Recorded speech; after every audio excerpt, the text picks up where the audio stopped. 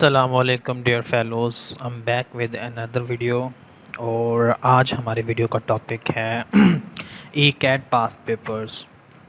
जैसे कि मैंने अपनी लास्ट वीडियो में आपको बताया था कि मैं हम नेक्स्ट डेज़ में ई कैट पास्ट पेपर्स सोल्व जो हैं वो डिस्कस भी करेंगे, उन पे डिस्कशन करेंगे। और इसके साथ साथ हम ई कैट के स्पेशली पर्टिकुलरली फ़िज़िक्स के जो लेक्चर्स हैं वो भी हम मतलब कि डिस्कस करेंगे। फ़िज़िक्स के लेक्चर्स भी होंगे साथ।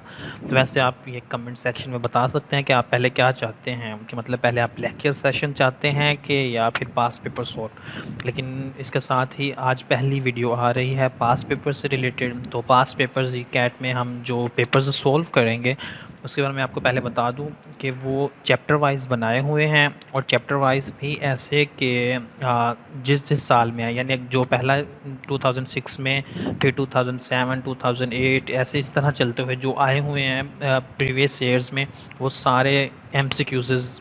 फॉर एग्जांपल जो चैप्टर 1 से जितने भी आए हैं वो सारे चैप्टर 1 में इंक्लूड होंगे, इसी तरह चैप्टर 2 3 4 एंड सो ऑन। तो हम ज़्यादा देर नहीं करते और वीडियो की तरफ आते हैं। तो आज हम जो स्टार्ट करने जा रहे हैं, सबसे पहले तो वो हम करेंगे फ़िज़िक्स को टच। सबसे पहले हम फ़िज़िक्स पार्ट 1 को टच करेंगे, जिसका चैप्टर 1 है।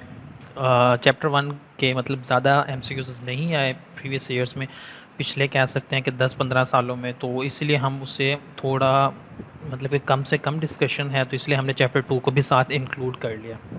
तो ये जो पहली वीडियो है, जो पहला लेक्चर है, ये चैप्टर 1 और चैप्टर 2 दोनों का कंबाइन है। अगर इसके बावजूद आपको कोई चीज़ समझ नहीं आती, कोई चीज़ आपको कंफ्यूज करती है, किसी चीज़ में इशू आता है, कोई प्रॉब्लम आती है, तो आप डायरेक्ट कांटेक्ट भी कर सकते हैं, कमेंट सेक्शन में मेंशन भी कर सकते हैं। इंशाल्लाह कोशिश की जाए कि वो आपका मसला सॉल्व किया जाए। तो चलते हैं सबसे पहले MCQs 1 की तरफ।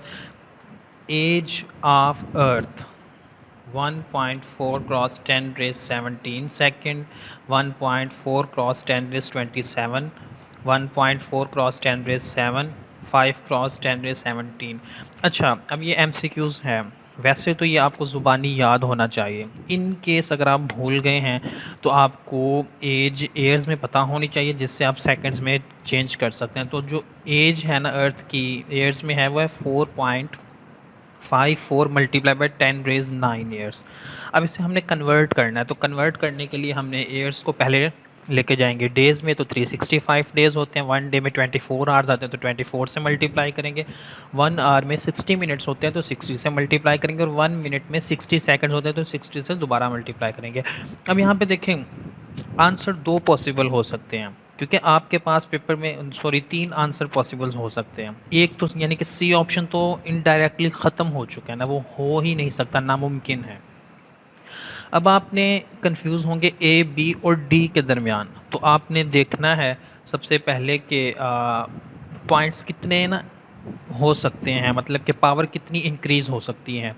जैसे 60 है, 10 टेंस में है नंबर, 60 टेंस, 24 भी टेंस, और इस तरह 365 हंड्रेड्स में है। तो मैं इसी हिसाब से ना सिंपल एक माइंड में ही ये काम, क्योंकि आपके पास पेज पे वहाँ पे ये काम करने के लिए टाइम नहीं होता और आपको कैलकुलेटर नहीं दिया जाता कि जिसकी मदद से आप डायरेक्टली सॉल्व कर सकें। तो मैं पावर्स को सिर्फ देखूंगा पहले, तो मुझे पता चल जाएगा कि 9 ऑलरेडी पावर है, और इसके साथ 9 + 3 12, 13 14 15 15 तक मेरी पावर जा रही है। तो इसका ये मतलब है कि मेरा जो भी आंसर आएगा वो 15 से 20 की रेंज में हो सकता है। इस तरह से बी ऑप्शन भी ख़त्म हो गया। ठीक है, बी ऑप्शन को भी हम स्किप कर जाएंगे।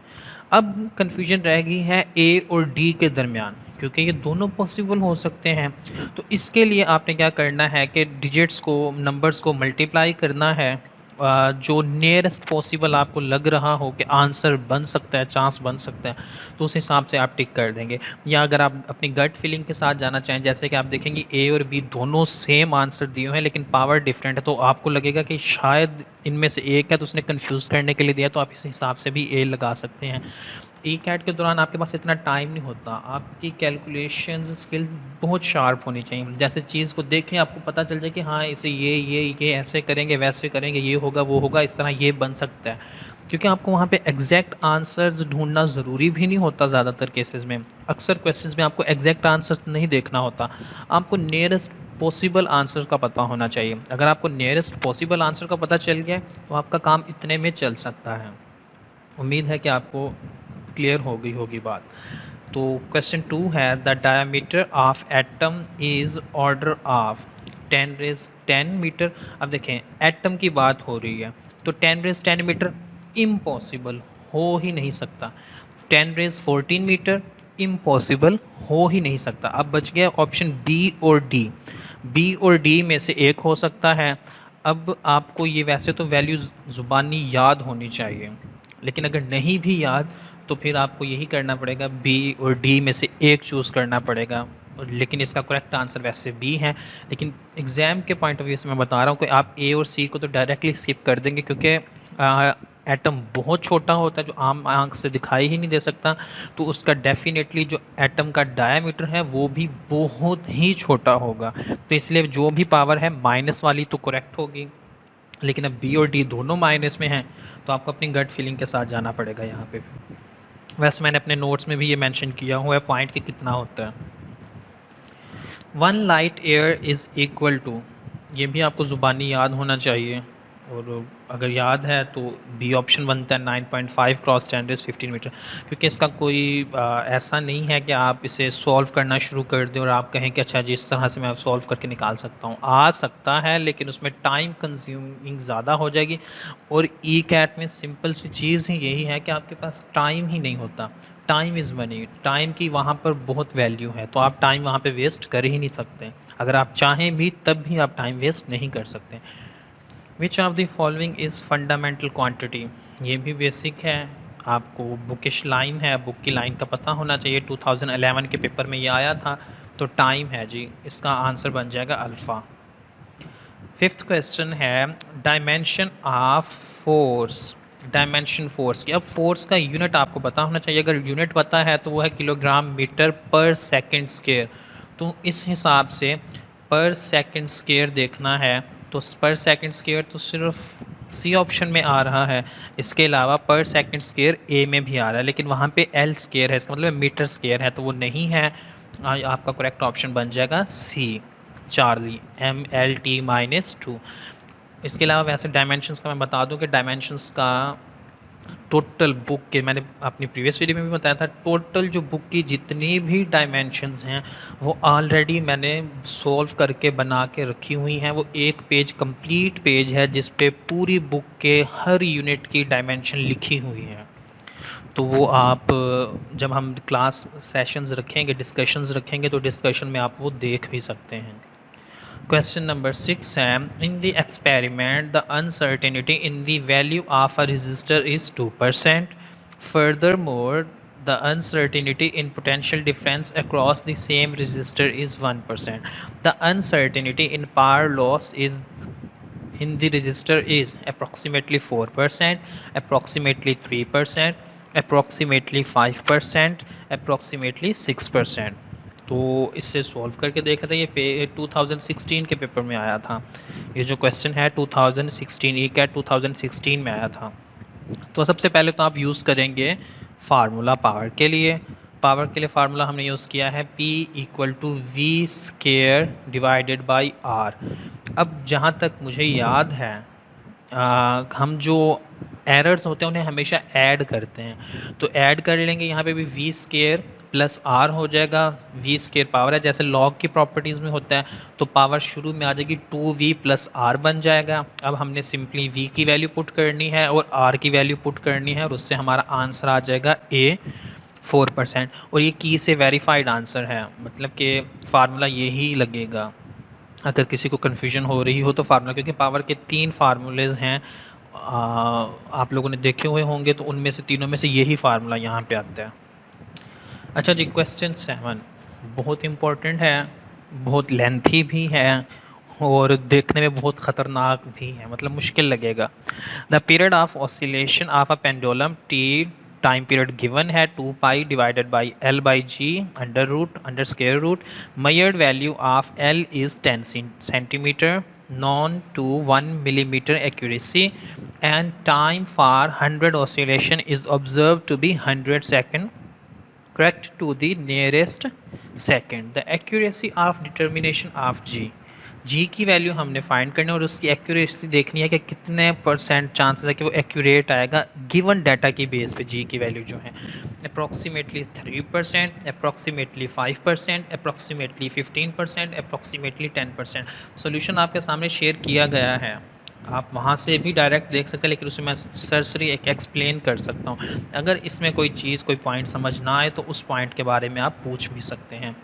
तो हिंट में क्या दिया हुआ है, जो टाइम पीरियड का सिंपल फार्मूला है। फार्मूले को हमने सबसे पहले दोनों साइड पे स्केयर ले लिया है। स्केयर लिया है तो हमारे पास एक साइड पे लेफ़्ट साइड पे बन गया टी स्केयर और राइट साइड पे बन गया है 4 पाई स्केयर एल बाई जी। अब हमें चाहिए जी का केस है तो हमने जी को सेपरेट कर लिया और बाकी टी स्केयर को दूसरी साइड पे ले गए। लेकिन हमें ये भी पता है कि यहाँ पे जो है ना टी टाइम पीरियड है वो इक्वल टू है T by N, where T is time period and N is number of oscillations. ठीक है, सो इसी हिसाब से जो चेंज इन टाइम पीरियड है वो इक्वल टू हो जाएगा time period divided by N. अच्छा जी, और इसी तरह ऊपर वाला जो हमारे पास फार्मूला बना है उसे सेट कर लेते हैं तो बन जाएगा del g divided by g equal to del l divided by l plus. अब ये जो प्लस वाला चक्कर है वो ही सिंपल जो हमने क्वेश्चन नंबर 6 में किया था वैसे ही है। बटे की फॉर्म में लॉग की प्रॉपर्टीज़ के लिहाज से माइनस आता है, लेकिन एरर्स को हमेशा प्लस करते हैं, तो यहाँ पे प्लस आ जाएगा 2 इंटू डेल टी और डिवाइडेड बाई टी। और ये जो 2 आया है ये टी स्केयर का जो था पावर थी वो पावर शुरू में आ गई है उसके। अब हमने सिंपली वैल्यूज़ पुट करनी है। डेल एल हमारे पास है 1 मिलीमीटर जो कि बन जाता है 1 क्रॉस 10 रेज माइनस 3, और एल जो है 10 सेंटीमीटर है। अगर इसे चेंज करें तो बन जाता है 1 क्रॉस 10 रेज माइनस 2 सेंटीमीटर। ठीक है, and del T equal to 1 and T equal to 100। जब ये सिंपली वैल्यूज़ पुट करेंगे तो आपके पास इसका आंसर आ जाएगा। आंसर बन जाता है 3%। जब आप इस वैल्यूज़ पुट करेंगे आपके पास आंसर आएगा 0.01 प्लस 0.02। इन दोनों को ऐड करेंगे तो वैल्यू बन जाएगी 0.03। अब हमें परसेंटेज में चाहिए अप्रॉक्सीमेटली, तो हमने उसे 100 से मल्टीप्लाई किया जिससे आंसर बन गया 3%, अप्रॉक्सीमेटली 3%। और ये क्वेश्चन का आंसर भी की से वेरीफाइड है, यानी की में भी यही आंसर था। Question number 8, in an experiment the length of steel rod is to be measured. एक एक्सपेरिमेंट है जिसमें स्टील रॉड की लेंथ को मेजर करना है। इस पर्पस के लिए, for this purpose a student finds 2 different devices in lab. Lab में 2 डिफरेंट डिवाइसेस मौजूद हैं। Device A can measure the length with absolute uncertainty of 0.5 centimeter. अब उनमें से एक डिवाइस जो है डिवाइस ए, वो कैसे मेजर कर सकते हैं, उसकी एब्सोल्यूट अनसर्टिनिटी है 0.5 सेंटीमीटर। जो दूसरी डिवाइस है बी, वो सेम ही मेजरमेंट लेती है लेकिन एब्सोल्यूट अनसर्टिनिटी उसकी कितनी है 0.05 सेंटीमीटर।